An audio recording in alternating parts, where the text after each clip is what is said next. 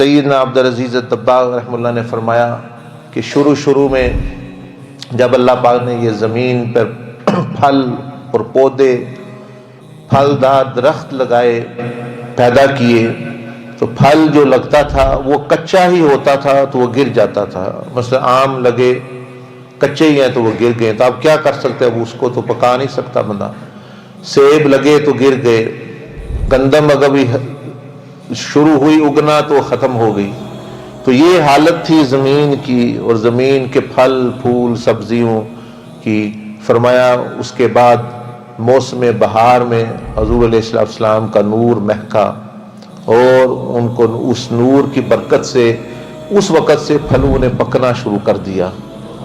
تو گویا آج بھی جو بندے کھا رہے ہیں ہم جو ہے یہ اسی نور محمدی کا صدقہ, اسی رحمت کا صدقہ کہ جو آپ سیب کھا رہے ہیں تو حضور علیہ السلام کو بھی ضرور یاد کریں.